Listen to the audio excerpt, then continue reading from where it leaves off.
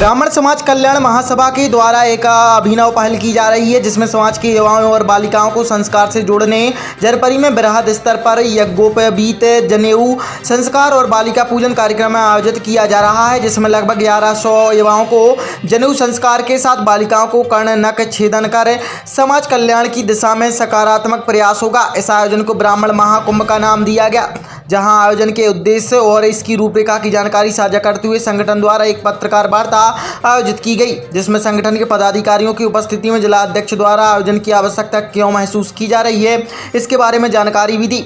साथ ही ऐसे आयोजन में समाज सुधार की दृष्टि से कैसे लाभकारी है, इस पर भी प्रकाश डाला गया।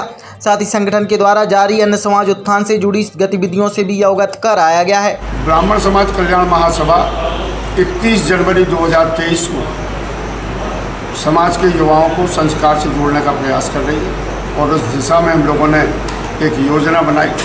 इस ब्राह्मण समाज के करीब 1100 युवाओं को यज्ञोपवीत जनेऊ संस्कार से जोड़ते हुए बालिका पूजन, बालिकाओं के कर्णछेदन और नखछेदन एक ही स्थान पर एक बृहद समारोह, जो जैसे हम लोग ब्राह्मण महाकुंभ का नाम दे रहे हैं, हमारा ये प्रयास है कि करीब 1100 युवा इस आयोजन में शामिल हों और ऐसा कुछ बालिकाओं की संख्या बल पर भी है।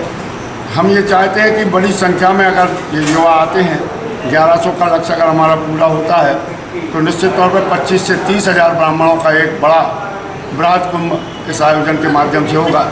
और इसके माध्यम से हम समाज को सिर्फ एक ही संदेश देना चाहते हैं कि जो युवा संस्कारों से दूर हुए हैं उन्हें संस्कार से जोड़ना है। जब वो संस्कारों से जुड़ेंगे तो गलत रास्ते पर जाने से उन्हें रोका जा सकता है। ऐसे ही बालिकाओं के मामले में कि उन्हें भी शुरू से संस्कारों से जोड़ें, वैदिक मंत्रों से जोड़ें, वैदिक व्यवस्थाओं से जोड़ें, ताकि उनकी भावनाएं भी जो है सकारात्मक हों, आध्यात्म के प्रति हों और अपने संस्कारों के प्रति हों। जब जनेऊ पहनने से या नाक कान छेदने से क्या संस्कार बदलते हैं?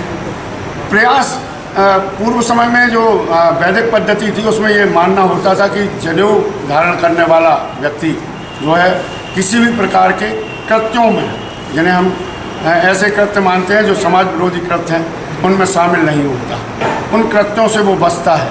और उस दिशा में ये समाज के संगठन का एक प्रयास है कि अगर उसमें 1100 में से 100 बच्चों ने भी जो है सकारात्मक लिया और 100 बच्चे भी उस संस्कार से जुड़कर जो है अपनी जीवन शैली को सकारात्मक ले गए, तो बहुत मुमकिन है कि एक बड़ी सफलता उस आयोजन की कही जा सकती है। ये कब करना है और ये जगह स्थान कहाँ है? 31 जनवरी 2023 को जो है माँ मेहरबान देवी मंदिर धर्म प्रांगण में जो इस आयोजन को किया जा रहा है।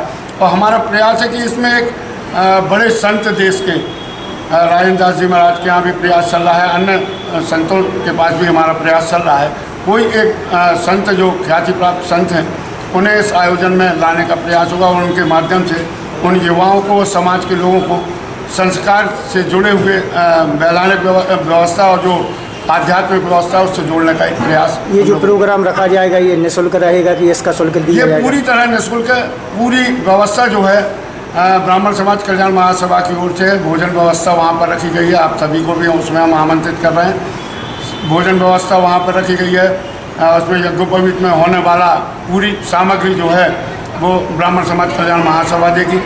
दूसरा ये कि इसमें जो व्यवस्था हम लोगों ने दी है कर्ण छेदन में, जैसे तो जो चांदी की बाली है वो संगठन की ओर से है, सोने की लौंग है वो भी संगठन की ओर से है। उसका बहुत नॉमिनल शुल्क इसलिए रखा है 1100 रुपये यज्ञोपवीत का और 200 रुपये उसका, कि जो रजिस्ट्रेशन हो हमें ये जानकारी रहे कि ये आएंगे ही, ताकि वो सामान अगर हम खरीदते हैं तो कम से कम उसकी उपयोगिता हो। इसलिए एक शुल्क के निर्धारण जो व्यवस्था में होता है वो निर्धारण किया गया है। 1100 रुपये का शुल्क यज्ञोपवीत के लिए और 200 रुपये का शुल्क जो है कर्ण छेदन और